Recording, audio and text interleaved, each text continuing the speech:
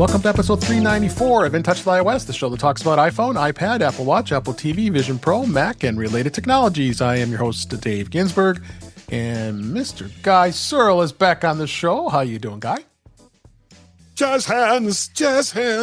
Doing fine. Thank you very, very much, Dave, for inviting me on and always welcome. Letting me speak my nonsense. There's a little bit of that, but I'm always glad to have you here. Thank you. Also here, Jill McKinley. So glad to see you. How are you doing this week? Oh, I am doing splendidly. I am enjoying my extra hour of sleep quite a bit. That extra hour, yeah. I got that extra hour when I was in Vegas last week. So you probably needed it. I did. Marty Jencius is here. How you doing, Marty? I'm glad it's Thursday. Glad it's near the end of the week, and there's no other place that I'd rather be than right here, right now. Absolutely. We always have a blast here. Also here is Eric Bolden. How you doing, Eric? Good. Yes, I took that hour and a couple more hours and lumped them all together and pretending like they really exist. And the bird of the week behind you there? Oh, it is a turkey vulture. Oh, that is a big week span there. If those you're watching on the stream. Left. So it was a little bit close for me, but So turkey vulture. When your holiday dinner comes from roadkill, right? Yes, right. Yeah. That is right. As does the stuffing. And it's a serious question. Do people actually eat those things or no? No. Oh, okay. Serious question. Given what they eat, I don't think you would want to either. Yeah. Well, given what I eat, people wouldn't want to eat me either. All right. But last but certainly not least, Jeff Gamet is here. How you doing, Jeff?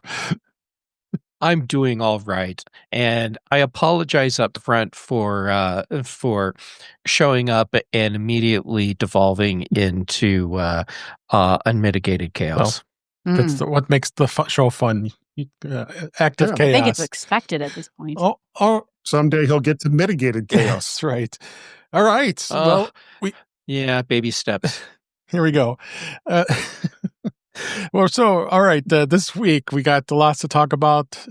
Is in touch with Vision Pro, in touch with Mac, beta, the usual suspects. But let's talk a little bit about Vision Pro this week.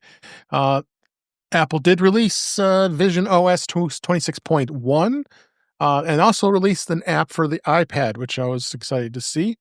The Vision OS adds add that app, and it also supports AirPlay for viewing experiences from the Vision Pro to both the iPhone and the iPad. So that's really cool because I seem to remember trying to demo the Vision Pro on the iPad, and it wasn't quite the nightmare. But that is great that they've added that. Of course, some bug fixes, and they've added some things with the spatial gallery, discovering new content with spatial experiences, and quickly accessing information with your device using the Vision Pro app on the iPad. So a lot of good things so far. What did you like so far on this, Eric? It kind of smoothed out some of the edges. They kind of fine-tuned being able to turn off some of the transparency. So it's for me, it's easier to see now. And everything I'm connecting to is more stable. I was having some problems with my Macs having to be rebooted frequently. And I use that with the Vision Pro for a virtual screen. So that was annoying. That has gone down significantly. I think there's a couple of apps that still kind of push it over the edge, but I don't have to restart every day now. So that's a good thing. Yeah, Marty, you've got this installed on your M5. No, you had to upgrade because it wasn't out yet. But how's that been running for you? It's hard to tell the clarity differences because is it attributable to the software beta or the update, or is it attributable to the new device with some clarity on the new device? But I echo what Eric has said that people are reporting more with M2s running it, are reporting more clarity and particularly with written or printed material that has come up, the edging is much clearer for them. So, yep. So it's so far for me, it's been pretty good. I haven't spent a ton of time with it, but we'll definitely keep going and see how it goes here. Although beta came out just right after that. visionOS 26.2 beta 1 was released. We have the release notes from the developer site. And again, nothing too overly exciting, at least that anything I noticed. I don't even worth mentioning here because a lot of stuff, including they've fixed some known issues with TV share play and other things. Marty, did you see anything else with 26.2? Yeah, from looking at what I could see on 26.2 beta 1, Logitech Muse stylus has support's been improved in it. Mm-hmm. In particularly, it works better with apps on Vision Pro, but also developers get a sense of pressure and how much pressure it takes to it. That is kind of cleared up. That was pretty wonky. Mm-hmm. In the press. So the data is now normalized with the button readings. App performance tools are fixed. Apple's developer tool instruments used to find memory leaks and slow spots now correctly tracks Swift apps. And then subscription testing is fixed. It used to be that people would have to try and fix it, and then with Xcode, and then they had to wait. There's still a small bug where subscription status updates take up to 24 hours to refresh.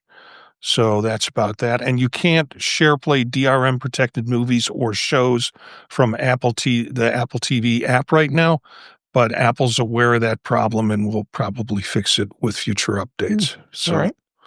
And then lastly, I did receive my Vision Pro dual knit band to be on my M2 Vision Pro. Here it is right here. Everybody's looking on camera. It is extremely comfortable, like you guys have been saying. I must say, I even like how you can get it a tighter fit when you want to. You can adjust it very quickly, easy. It does give a lot of support over on top of your head and the back, because that's all you had before. I had the Belkin strap before, and that gave me some support, but this, I would not go back at this point. So. Really loving it, and I'm just kind of cruddy that Apple may spend $100 to get this strap, but that it is what it is. We're all in the Apple world. Of course, we're going to spend money, aren't we?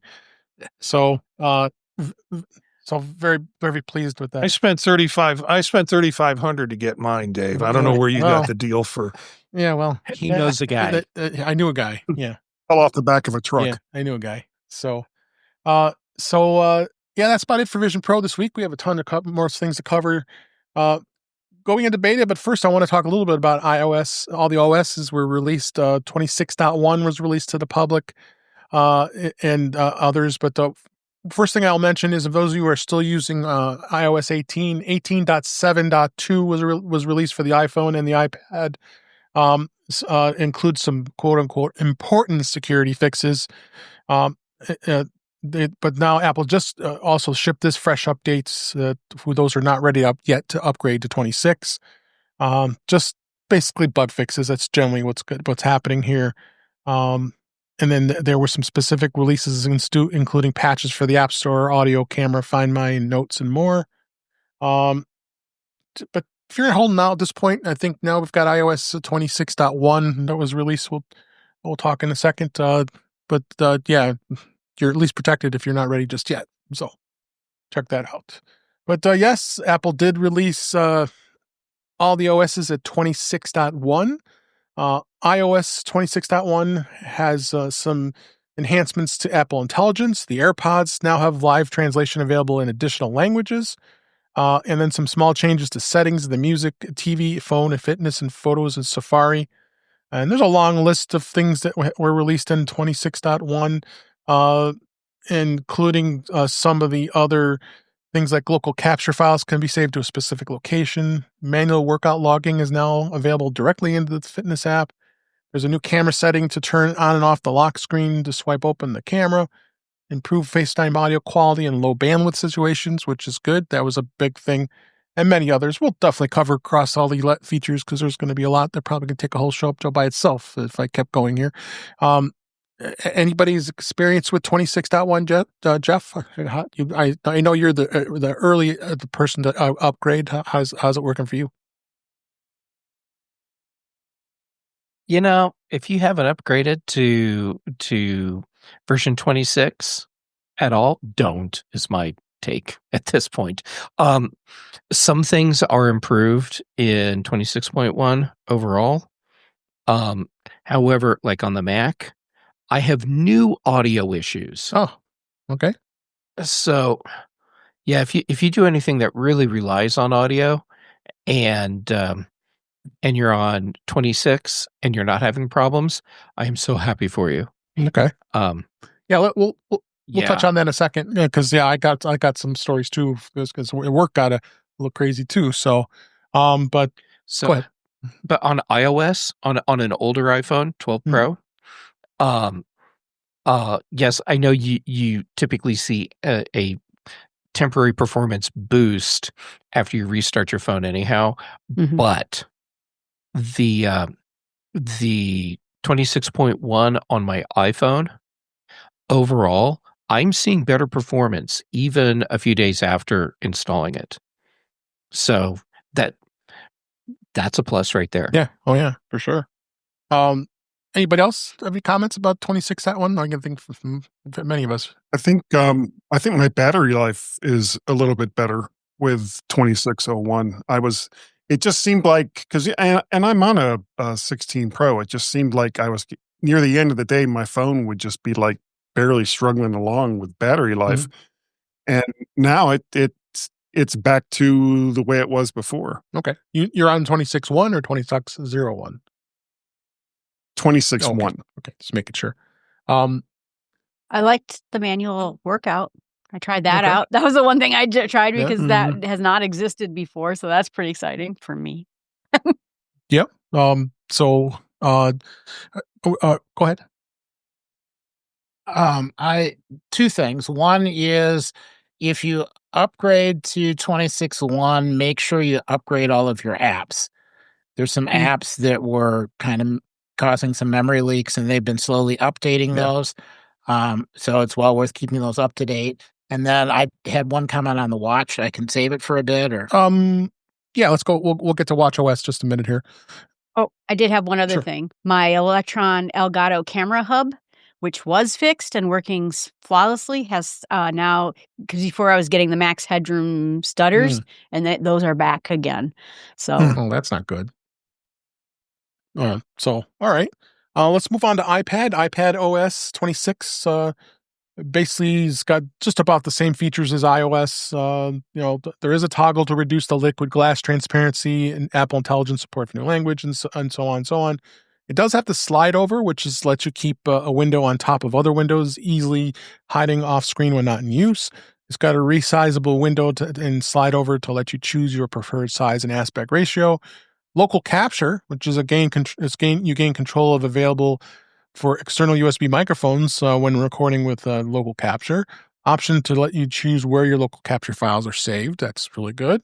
And then, of course, we talked about liquid glass and the Apple Music mini players in there, improved the Facebook audio and all that stuff. So, Jeff, I'll hit with you. You're using your iPad a lot. What did you see? On my iPad Pro, the liquid glass features, it's been refined, it looks like. But being able to scale back the transparency has been a huge thing. I think it actually makes everything much more readable. Multitasking, the slide over, for me, it's working flawlessly, which makes me super happy because I was a slide over user before we lost the feature. For the bagging that I did a couple of minutes ago on the 26 updates, overall on the iPad, I'm actually pretty happy with how this is working. That's good to hear. Anybody else have anything with the iPad they wanted to add? I am accidental. Go ahead. Go ahead. I'm just having a hard time adjusting to, now, am I doing slide over? Am I breaking it up into half panels? I don't use my iPad as much as others probably. So every time they make a change, it's like I'm a babe in the woods trying to figure out which, and in particular now it kind of half windows and I need to pull it completely up. I'm just having a difficult time. You're not alone, because the thing is, the way the windows come up, we were so used to just swiping up and bringing and getting, if you want to get rid of them and move them out of the way. Well, a lot of times you grab it and you're resizing them because it's got the little half circle on the bottom right corner that you drag up or down to resize. So I've learned that I got to put your finger right down at the bottom row and then just swipe up that way if you want to close it out that way. It's a little bit of an adjustment because I think everybody has muscle memory. You had to do that on the iPad.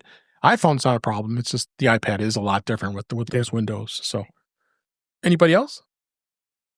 I was going to say that I'm having a lot of trouble. Like I'm accidentally sliding over all the time. And I'm like, how did I just do that? Yeah. So same thing. I'm accidentally not doing things right. So go ahead, Bear. Oh, I've been having problems importing files from an attached camera into a specific album. And that's all gone away. It works perfectly now, which is great. That's good to hear. Want to hit some comments at youtube.com/intouchwithiOS. Thanks for Web Bixby here. Weatherbucket is here. He said he had a few random phone reboots and app crashes here and there, and no matter what the iOS version, hasn't been much to worry about with the updates. And then also third-party keyboard formatting after Plain 26 was wonky, but fixed with the next patch, so smooth ever since. So it looks like he had some successful stuff with that too. So that's great to hear. So if we move on here, we go to tvOS 26.1. Can't say there is too much that's out there right now with that. I have a question about that. Yeah, go ahead, please. If you don't mind. After updating to 26.1 on my Apple TV, maybe it's just me. Excuse me, but the way it's displaying all the apps for me is actually a little bit better. The preview thing that it shows for whatever icon you're currently hovering over, that's taking up the whole screen, and I'm just getting one row of icons at the bottom now. I'll have to check that. Which for me is actually great. Yeah, they really said there isn't much information here, and I would probably hit on tvOS related to the Apple TV 4K. I think their updates are imminent. Getting new Apple TVs finally. So there's been some rumors on that. Wasn't going to touch too much on that, but stock is kind of low because I tend to buy those for work, and and I noticed that they were having a little limited stock here. So looks like it's imminent, but we don't know just yet, of course, because it is a rumor. Anybody else have anything on tvOS? I don't necessarily have something on tvOS, but it is related. Okay.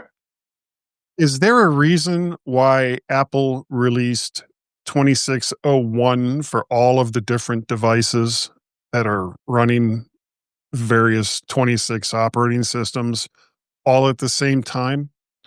Good question. It seems like, part of the reason why they went to this new numbering scheme was to try to prevent a lot of the confusion that was happening before. But if they're releasing updates for devices and the update isn't either handling the problems that they were looking at, or if it's premature, or if it's a little bit too late, it just seems like it's an update just for the sake of having all of the devices being on 26.1 or 26.01, or pick your numbered poison.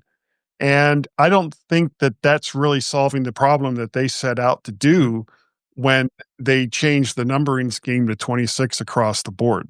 Well, I mean, I think I have a hypothesis. Yeah, please. You probably you were going to hit it first, so I know you would have a good hypothesis here. Okay, so my hypothesis, and we need to have more updates to see if this holds true. I think they wanted to get this big update out across all devices simultaneously because of the security patches. So that they had the other fixes that were in there, but the big thing was security patches. Everyone needs them right now. Agree. I was going to say, yeah, the .01 or .02 updates tend to be just patches. That's it. I mean, just they found a pretty serious bug. They couldn't wait for the full .1 release until we got it, and that's why .01 came out first. You're right. It's confusing because now we went from .01 to now .1. It can tend to be a little confusing, and then we're already at .2 in beta. So, but this was pretty typical of what Apple's done in the past. I mean, you look at iOS 18, it went from 1 to 7 to 7.2. So, I mean, it just continues on there. So I think we've always had the confusion of when the incremental versions of upgrades with the OS. So I'm not at all surprised that they've kind of kept consistent with it. So, and then let's hit on watchOS, which really just all it really did was add some bug fixes. And I think Jill, you said you had some thoughts on watchOS. Well, I said that I tried the manual workout that worked on here. I don't know if you wanted my comment, but I got the Ultra 3. It went on a random sale. Yep, we'll hit that in just a minute. I got you. Later, I got you in the topics. I want to hear all about it. Eric. Yeah, but nothing. Eric, you said you had a comment on watchOS. Yeah, I don't know if anybody else noticed, but this last update took a long time. And no kidding. Like an hour and a half to 7 hours to, it was really, really long. And so I was going through and reading comments and finally came across a couple where they said if you turn Bluetooth off on your phone and then initiate the update from the watch, then it's like 7 minutes. Mm-hmm. But evidently it's transferring all of the data across Bluetooth instead of picking Wi-Fi. Well, that's so stupid. For anyone who hasn't updated yet, turn off Bluetooth on the phone, tell the watch to grab the update, and maybe it will go faster. Yeah, I did I started the install, but didn't have the watch on a charger just yet, so I let it download. So it was then when I went to bed, I think it was last night, because it took a little longer. I didn't pay attention to make sure I had to get it done. So put it on the charger, and I tapped install on my phone, and I was watching it come up pretty quickly after that. So it did. But that for me didn't take very long. It was actually a pretty quick install. So, anybody else have any comments about watchOS? Then Jeff's favorite topic, HomePod. They have some. They have some release of the 26.1 software with performance improvements. Mm-hmm. Alongside those operating systems, that comes almost 7 weeks after Apple released the HomePod 26 software. According to the release notes, the 26.1 includes performance and stability improvements. It is installed automatically on the HomePod unless the feature is disabled, but the HomePod can be manually updated on the iPhone and iPad using in the Home app and going into the settings, which I tend to do just to make sure it installs. Thoughts, Jeff? Still sucks. Yeah. It's not. I'm not seeing any really noticeable improvements. The one thing that hasn't happened since the update, but I'm assuming it's not related to the update and it will start again. There are different scenes I go to set where my HomePod will ask if it's me, and I say yes, and then it says now you have to authenticate on your iPhone, and then I tell it to do the routine or whatever the scene is, and I'll go through that like 2 or 3 times, and then it just does the scene. Yeah. And it hasn't done that to me since 26.1, but we're only a couple days into the new version, so there's still plenty of time for it to disappoint me. Okay. Stay positive. And Yeah, I'm positive at some point it will disappoint me. anybody? Jeff, do you just want a new device altogether? I mean, is the form factor and what it can do outdating your desires? No, no, I don't think so. What the real problem is of its ability to parse and accurately react. So it gets very it it's almost random what it will and won't recognize at any given moment. I try not to slur my speech too much. But yeah, I am finding myself talking to my Echo more often than I used to, just for routine things. Like I don't even ask my HomePod to do alarms or timers anymore. But as long as I keep it simple with what I want the HomePod to play, it can generally do that. So I'm not sure where to start with the problems, and I'm fully willing to accept that it could be that I just have a bad HomePod. Yeah, very possible. It can happen. Does happen. Anybody else have any other thoughts about the Home OS? I have. Go ahead. No. Please go ahead. I have HomePod Mini, and it plays music for my bird all day long according to a schedule. Plays some classical music at the beginning, and then some rock, and then it goes back to classical music and some nature sounds, and then he goes to bed. And that it's all set up with home automation, and I've had it stall in the past where it just stops for no reason. And since 26.1, it has not done that. And like you said, it's new, but so far so good on maybe getting my automations to work on schedule. Okay. I had a problem. I have 2 HomePod minis with my TV downstairs, and they were set up as a stereo pair.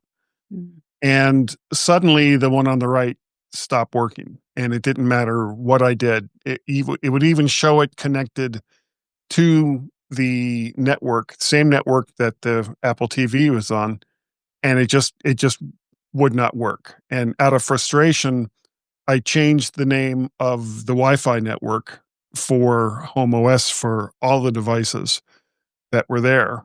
And that finally did it. But then it led to a different problem where, because I use an Airport Express for an old brother laser printer, color laser printer that I have. And all of a sudden that stopped working.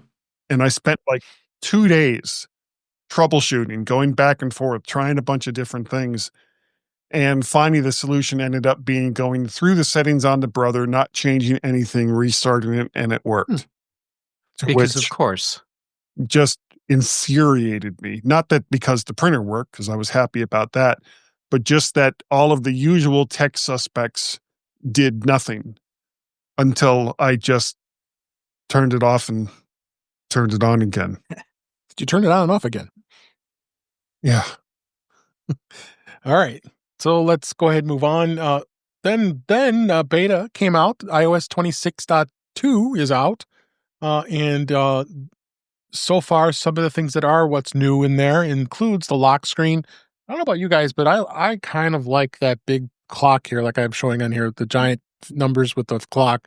I've put this on for a while, and I kind of dig it. So I don't know if you guys like that or not. That's the real large size. You can make the clock time a lot larger than the normal size. So I think I kind of dig that. But the lock screen, go ahead. I was going to say, it sits on my nightstand or my night charger, and it's blacked out until I reach over and tap it to find out what time it is. It's giant, so you know. And the big letters are, it's big letters are great. So, or big numbers. So what they did is on the lock screen, they did add a liquid glass slider on the lock screen. It allowed you to customize the appearance of the clock, and then using the glass option, you can use the slider to make a time look almost entirely clear, or make it even a frosted look. So they're really getting customizable here with the clock. The last couple updates here. There continues to be a separate solid toggle that turns the liquid glass appearance for the clock entirely if you want to opt out for much more opaque design, and as well as you can still use the color options for the clock. It has a sleep score, and they adjusted the ranges for the sleep score, which was introduced earlier this year. The new sleep score numbers are much better matched to how people feel after a night of sleep. I got my sleep number bed taking care of that for me, so I'm not using this. So, it looks like the numbers are pretty much the same. What sleep number does too, as I'm looking at this. In the password section, in the passwords app, there is now an option to manage websites where passwords are not saved when signing in. That's a good update there. And they did, of course, more expansion to the live translation for the EU with the AirPods. I still haven't tried that yet. I still need to try that. But I gotta get going on that. And then freeform reminders. The podcast app has some new features, including automatically created chapter options to see mentions of other podcasts in the transcript and the player, and access to links mentioned in the podcast on the episode page.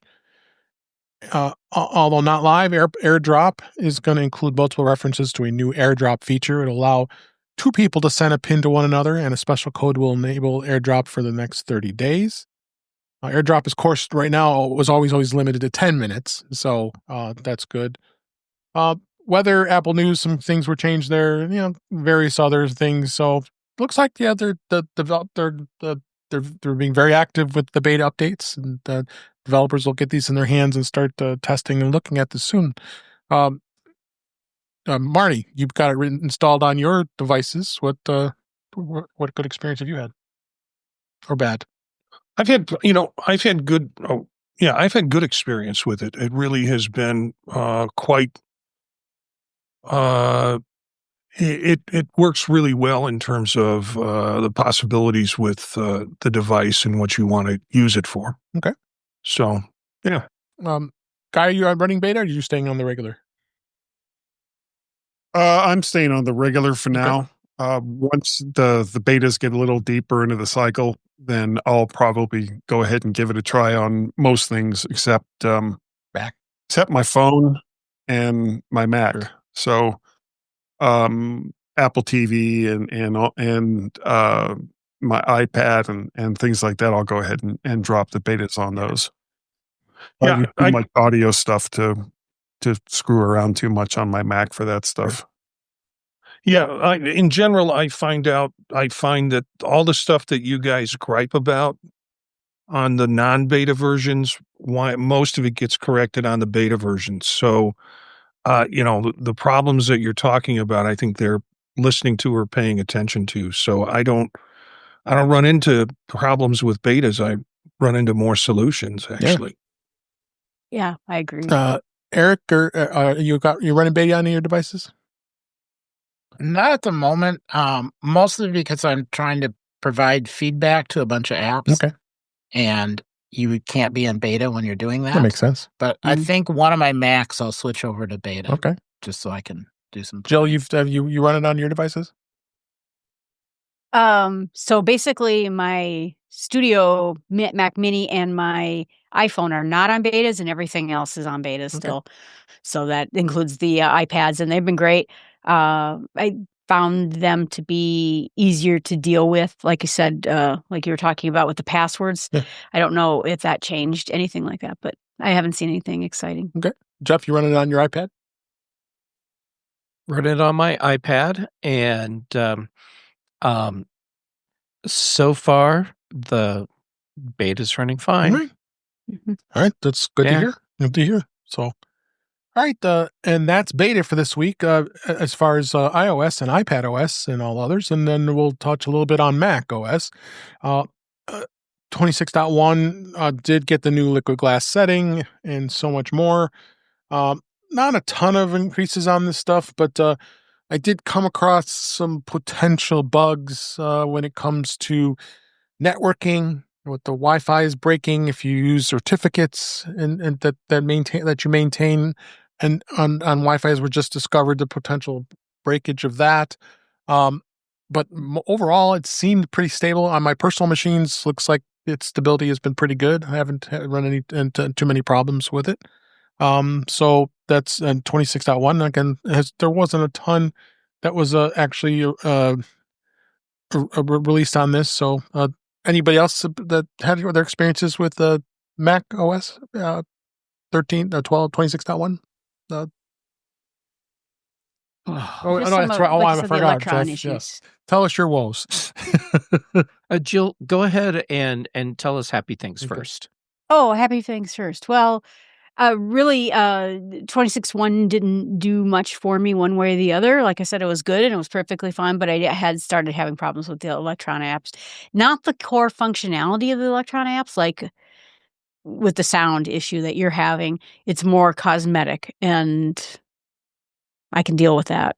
So go ahead, Jeff. Yeah, I noticed that too.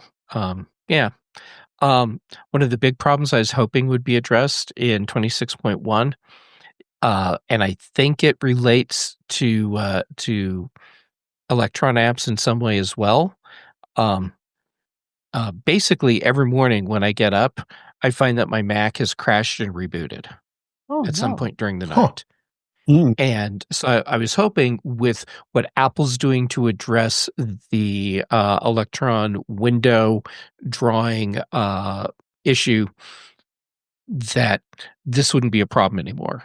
And nope, still pretty much every morning I get up and find that my Mac has crashed. What apps are you leaving on it overnight? Anything?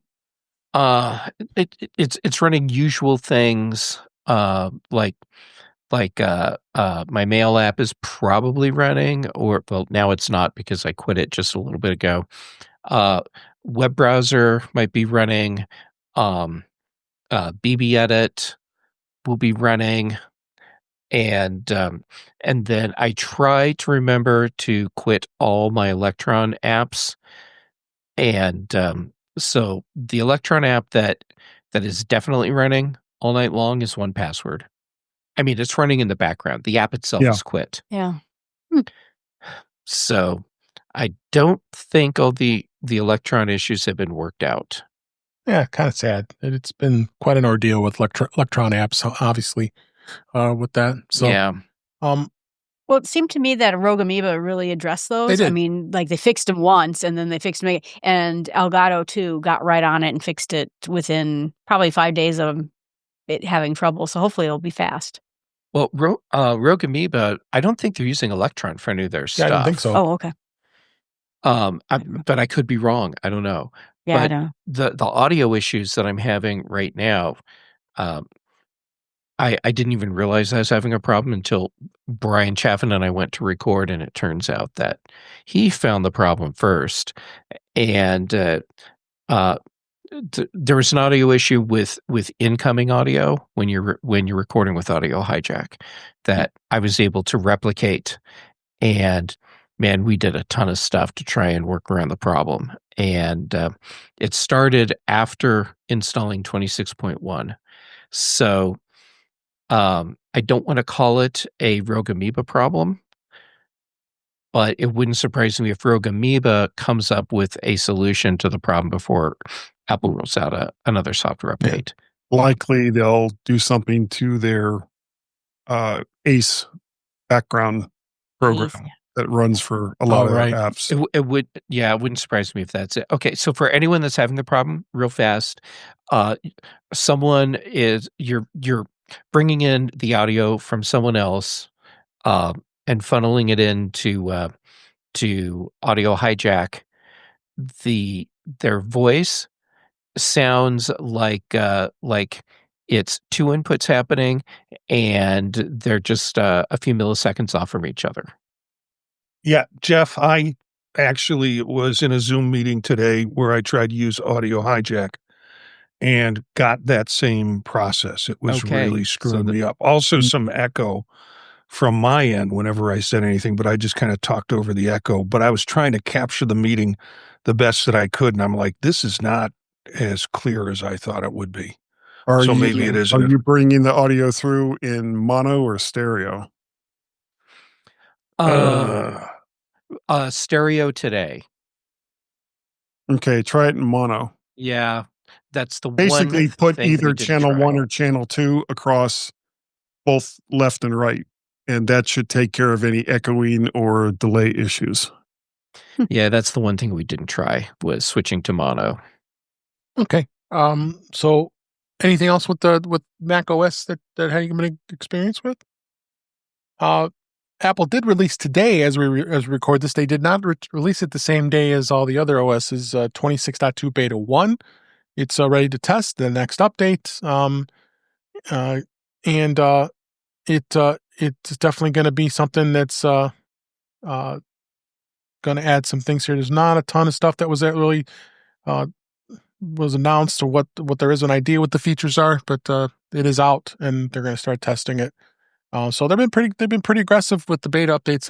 As soon as .1 came out, they were right to .2 beta testing. So we're rolling along here with all the updates, which is great to see that they're doing this. So, what's kind of interesting is I saw the story that Microsoft was no longer going to do major releases anymore, that they were just going to keep rolling out features and updates, that they might get away from the names at all. And it might be like Windows AI, and that'll be just the forever version of it. And they'll just keep pushing updates out. I don't know how true that is. Yeah. But when I saw this happening, I'm like, I wonder if it's to compete a little with that. It's possible because remember as well that they've pretty much gone to a subscription service for every single product that they sell outside of the operating system, and a few little knickknacks here and there. Yeah. So if you have somebody hooked in, and I don't mean that in a disparaging way, through a subscription service,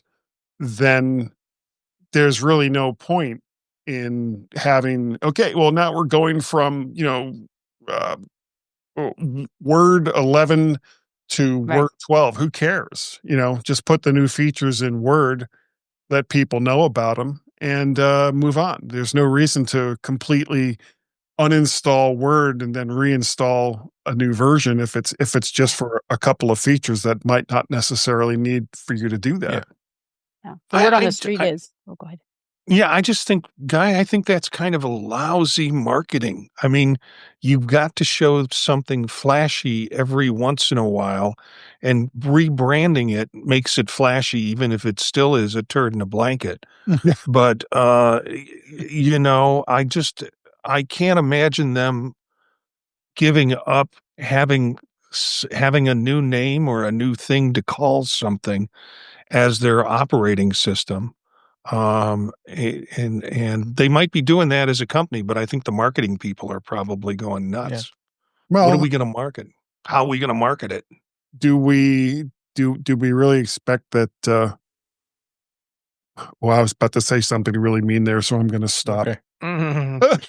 Well, then how about if I cover for you, Guy, and say, Marty, look how it's working out for Adobe, because when they went to Creative Cloud, version numbers disappeared. Yep.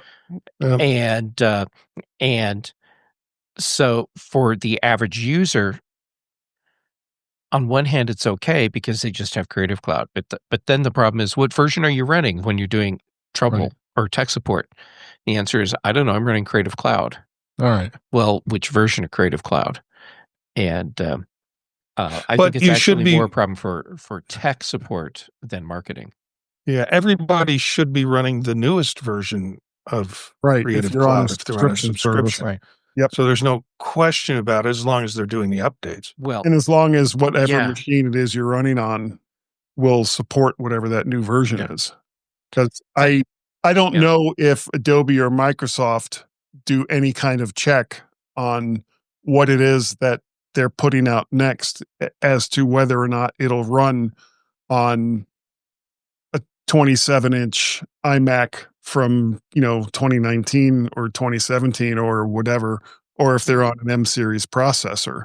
And if they're on an older version because whatever Mac they have doesn't support it, then the tech support issues definitely come into place. And at that point, is it even really worth it to continue to keep a subscription to a service like that?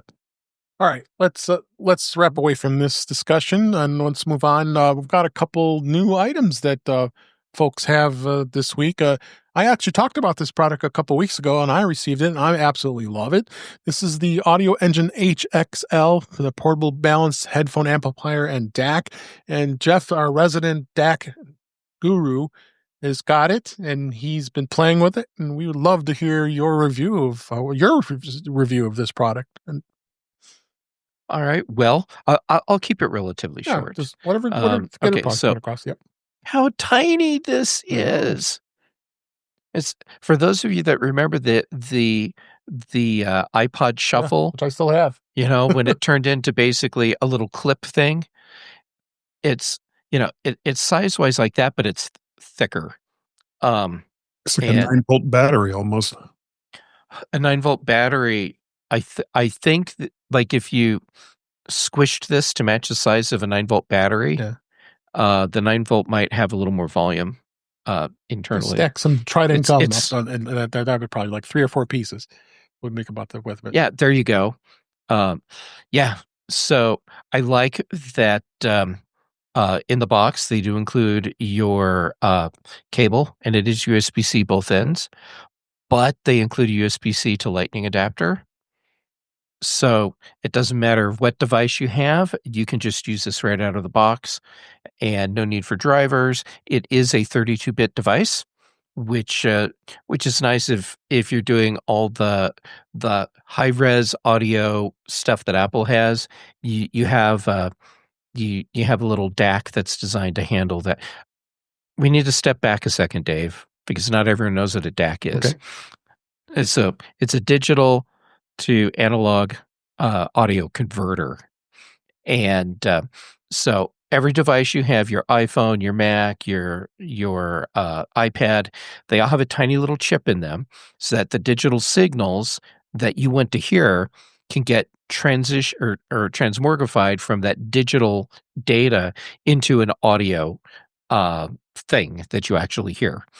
And so the DAC that's built into your Mac and your iPhone, your iPad, these are perfectly fine, but they have limitations because they aren't as powerful, they aren't as capable as the chips that you will have in like a third-party DAC device.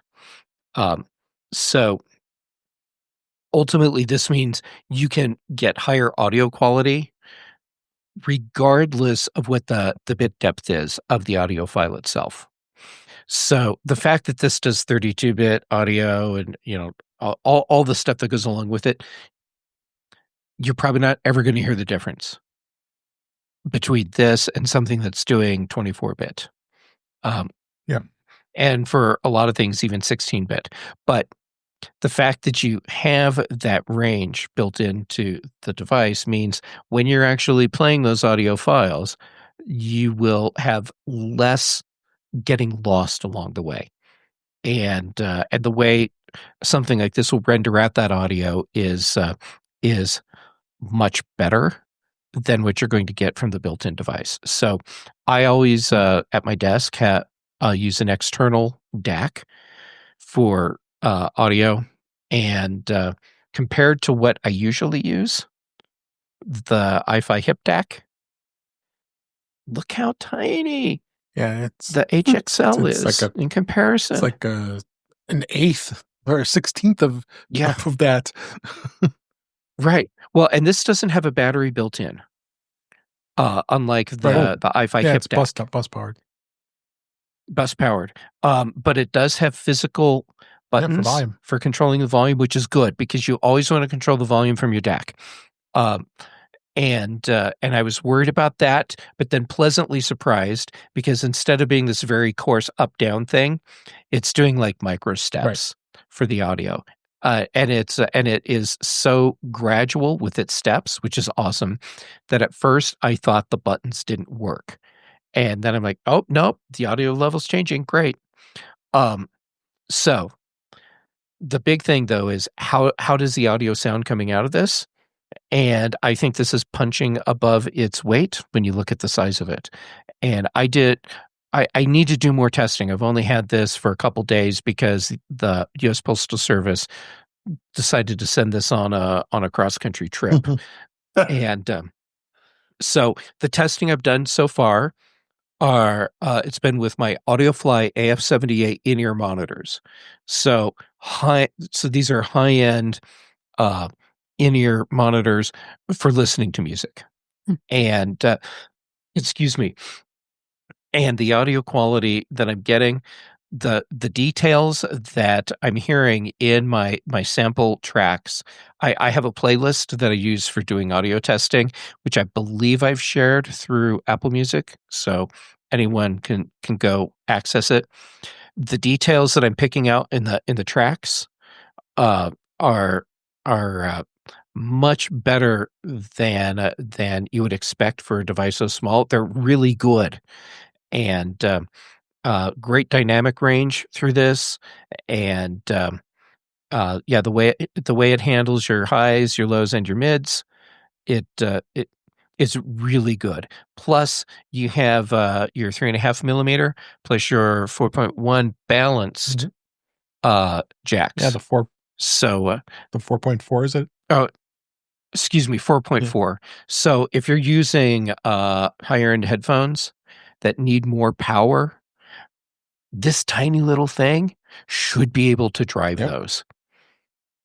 Yeah. So at $169 for a lot of people that might be like, I don't know if I want to spend that much. But if you're like really into the quality of your audio when you're listening to music on your Mac, on your iPad, on your iPhone, this little thing, and it's so fracking small. Yeah, it is.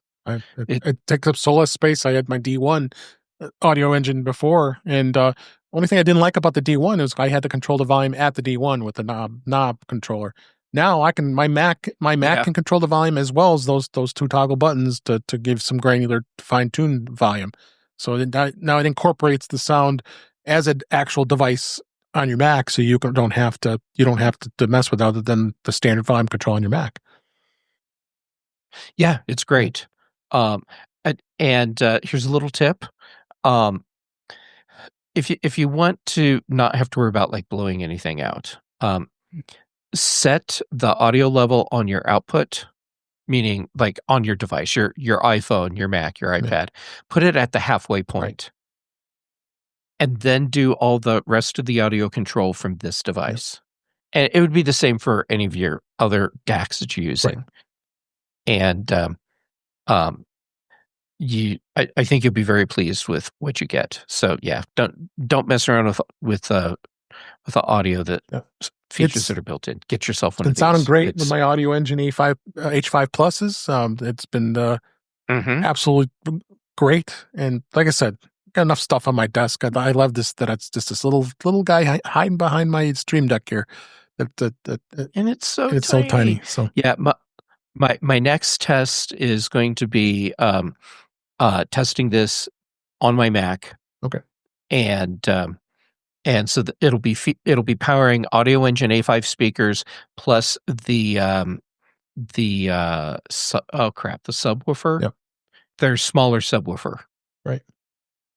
And I'm really curious to see how this little DAC holds up against my shit Modi 3 Plus. Yeah. All right, that's the review of the HXL from Audioengine. There's a link in the show notes for you to check it out and make the purchase on Amazon. So check that out. And then Jill, you just got your Apple Watch Ultra 3. What's your first impressions of that? Well, my first impressions are very good. It's very similar to my Ultra 1. I have to fall off of a mountain and call for help before I can tell for sure that it does everything I wanted it to do.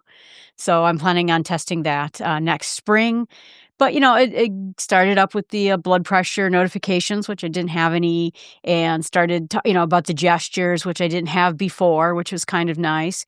And the battery's been great on it. I've only had it for 3 days, but I haven't charged it yet.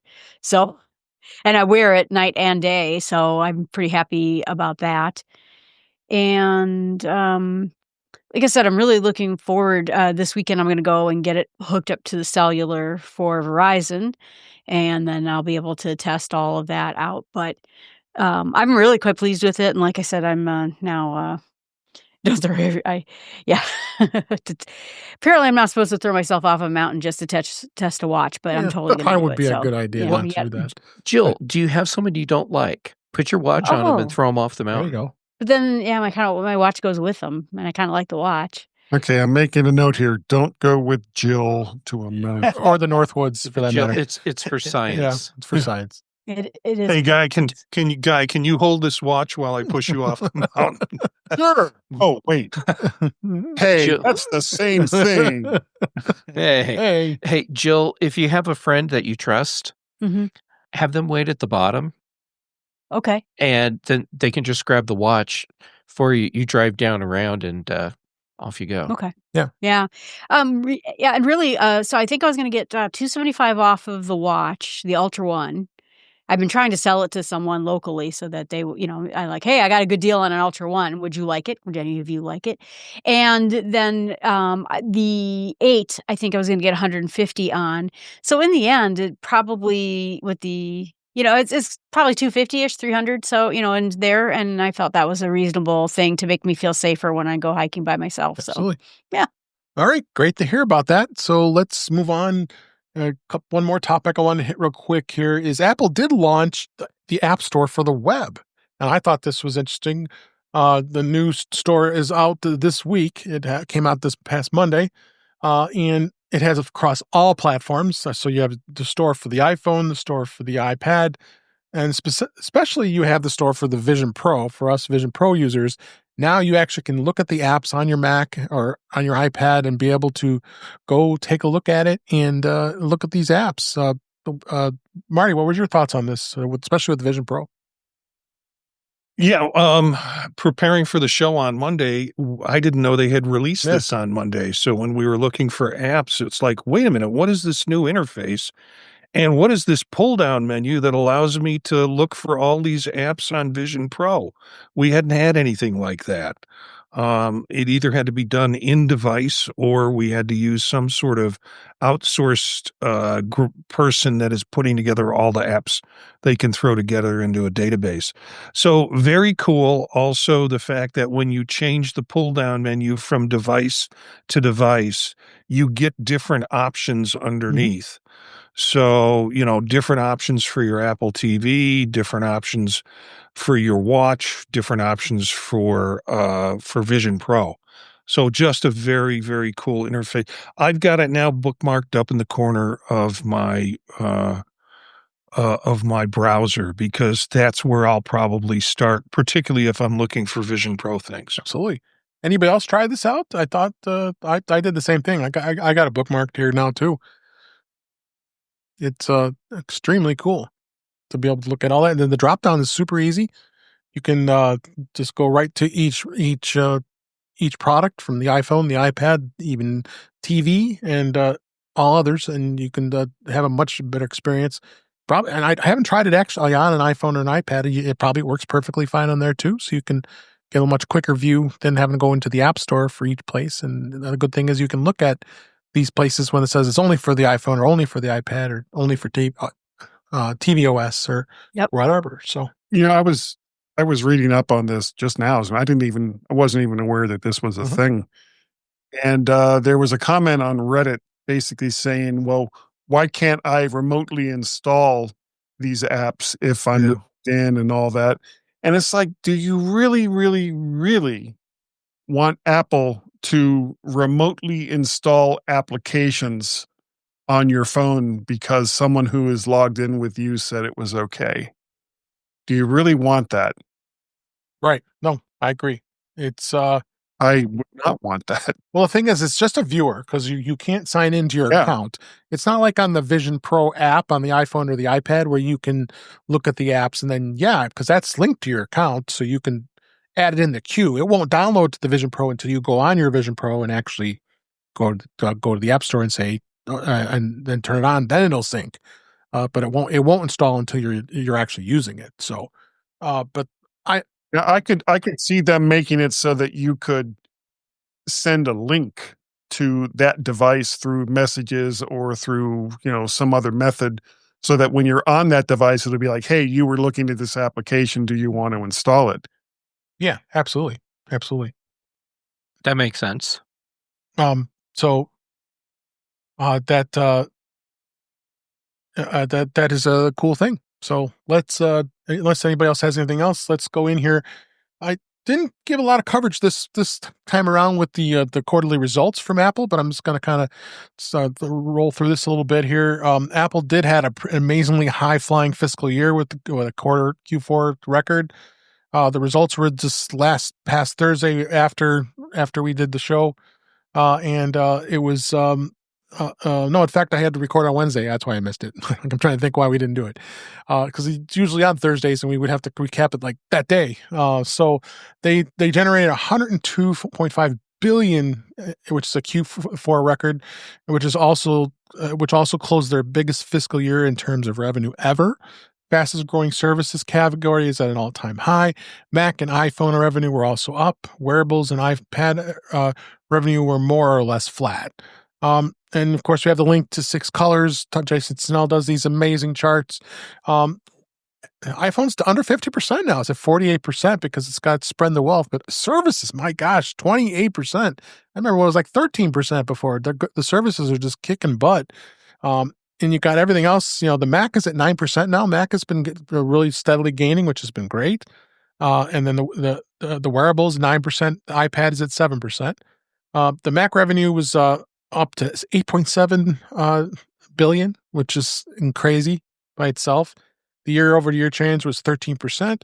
The iPad was about 7.0 billion, and it was kind of flat. And then it was around zero. It didn't even have any gain, but that's good to see. It's just pretty steady. iPhone revenue 49 billion, and that was up about 6%. So iPhone continues to do very well. The services revenue was at 28.8 billion, and that was up to 15%. Then their gross margins, my gosh, 47.2 billion in gross margin profit. That's just crazy.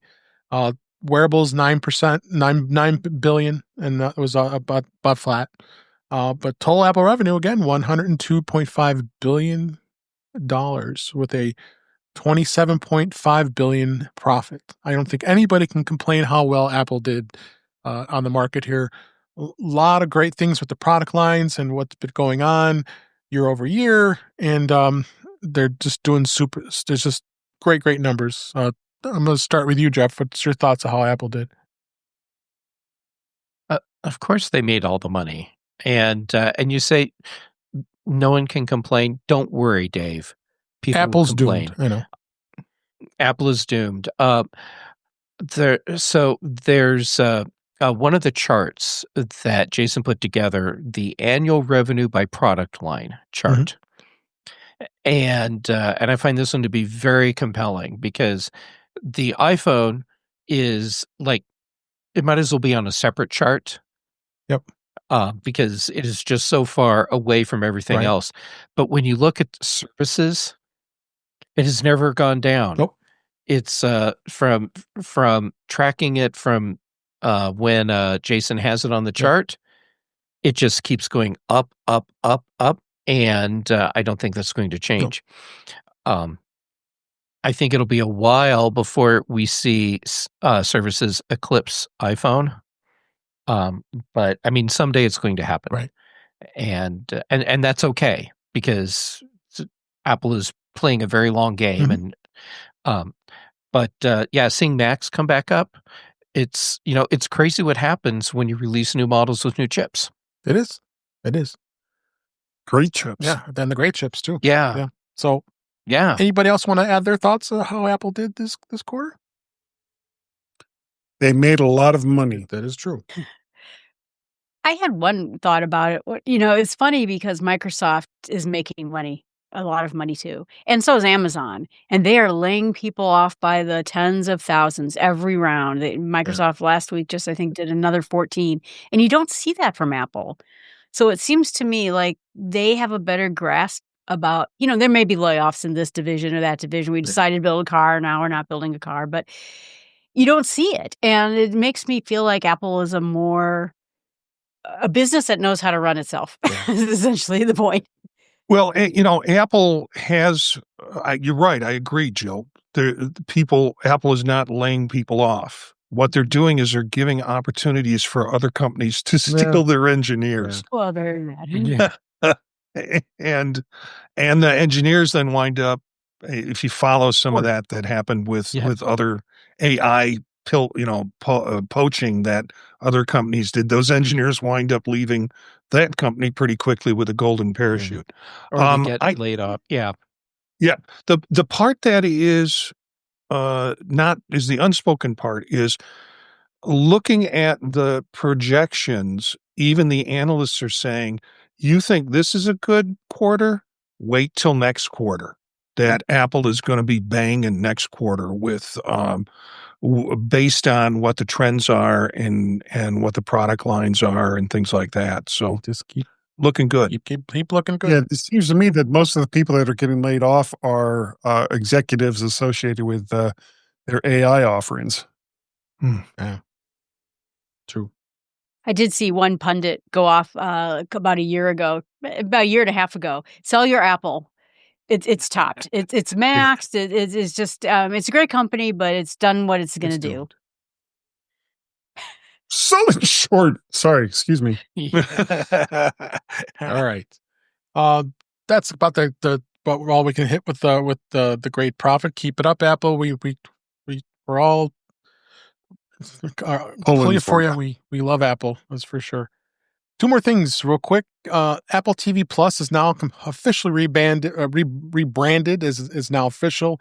They have a new intro. In fact, I just watched the morning show the other day, and they already changed it. So it's got the new intro. It's just a different kind of sound, and it just says Apple TV. So I think this was a good move on Apple's part to just change the branding and make it universal, because it was always very confusing. Apple TV Plus, Apple TV. You have an Apple TV app. You have an Apple TV device. So now it's all universal into one place, and it's not confusing anymore. So yeah, it's all related to services, even the Apple TV. Right. I'm sorry, Apple TV device. Right. I should have specified. See, that's the problem. Apple TV 4K, or Apple TV, whatever they're going to call the new one, if there's a new one. So they're going to call it Apple TV. Exactly. That'll be it. Probably. Let's keep it all consistent. I'm confused. We just did a show last night on Old Mac Gang about News Plus. It's still news. And it's sort of like, it's not news anymore. It's all News Plus. And so I can't keep together the pluses and minuses straight in my head of what Apple's doing. They're still calling it News Plus. Marty, what I'm hearing is we should go find a documentary about News Plus that you can watch on Apple TV, in Apple TV, on Apple TV.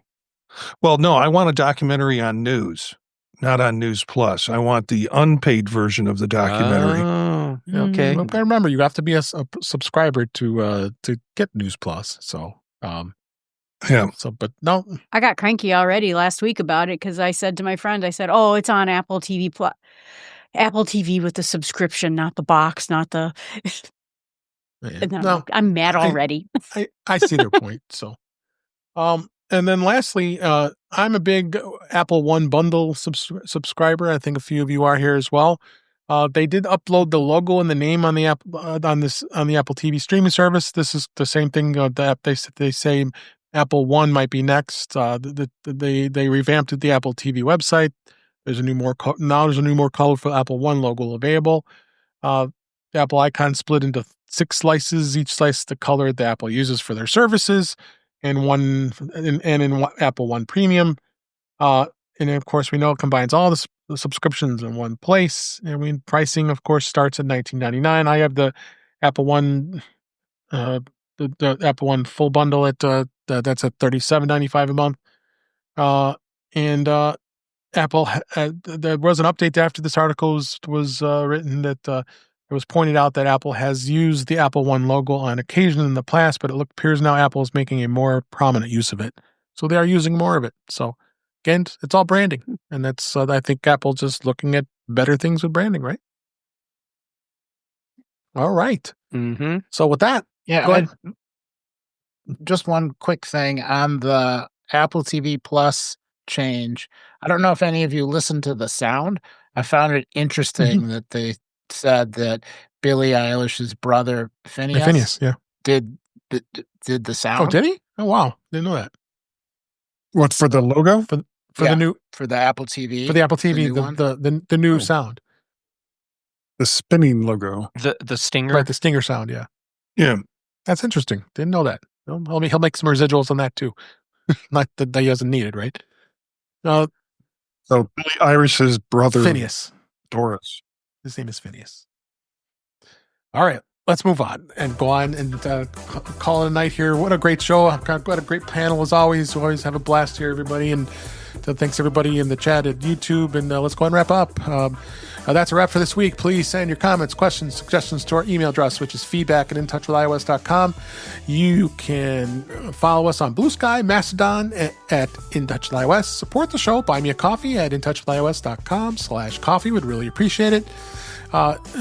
You all can become a patron of the show by going to patreon.com/intouchwithios. There's 2 tiers available to support the show. We'd really appreciate it. Make sure you like, share, and subscribe, and you're notified when we're live streaming, which is Thursday nights, 8 p.m. Eastern and 5 p.m. Pacific on our YouTube channel, which is youtube.com/intouchwithios. We had Witherbucket. We had Brian F. made an appearance. I'm glad to see you, Brian, and Webb Bixby. Thank you all for being there. You can go there and watch the live stream. I leave it up there afterwards, and also listen to past shows. You can subscribe to the show in your favorite podcatcher, including Pocket Casts, Overcast, Apple Podcasts, many others. But better yet, just go to our website, intouchwithios.com, where the links are all there to listen to us. So right on that website. I am Dave Ginsburg. You can find me on Blue Sky and Mastodon at DaveG65. And let's go to Jeff Gamet. Thank you so much for being here, Jeff. Where can people find you? Dave Ginsburg. Thank you for including me. People can find me on the social medias as J Gamet, and I'm most active right now in Mastodon, Blue Sky, and PixelFed. Then for shows, Tuesdays on Chuck Joyner's Mac Voices Live, here with you on Thursdays for In Touch with iOS, on the British Tech Network, The Big Show, and The Mac Show. Brian Chaffin and I do The Context Machine, and Patrice Brindamore and I do Retro Rewatch. All righty. Thank you so much. Also, thank you, Eric Bolden, for being here. Where can people find you? I can be found on Mastodon at Bolden at mas.tl, as well as on Vision Profiles on Monday nights, covering visionOS on Tuesday nights on Mac Voices, and of course here on Thursdays, rounding out the week with all the OSs. That's indeed. Thank you so much for being here. Guy, Serle, thank you for being here. Right. I appreciate it as always. Where can people find you? Well, thank you. Well, I love being on In Touch with iOS, and I appreciate the invitations when you send them out. As well as being on Chuck Joyner's Mac Voices on Tuesday nights. If you just can't get enough of someone like me, you can go and check out the new G-Men show along with Gazmaz. Our new email address is gmenshow@icloud.com. You can find me mostly on 2 very, very polar opposite social media networks, which would be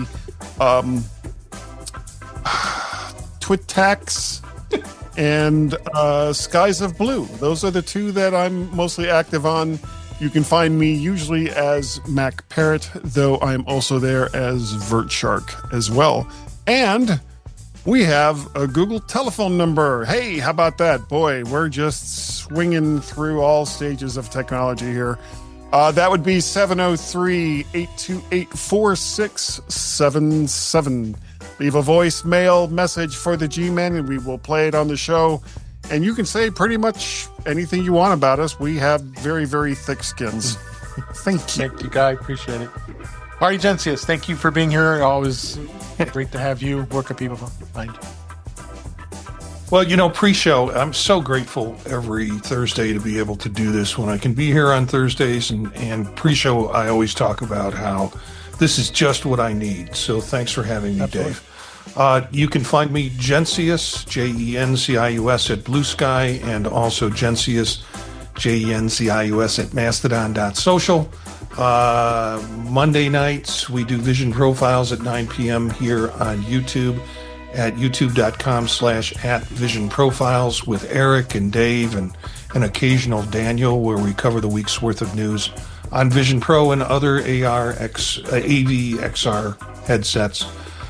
Tuesdays with Chuck and Mac Voices and many of the gang here, which is great.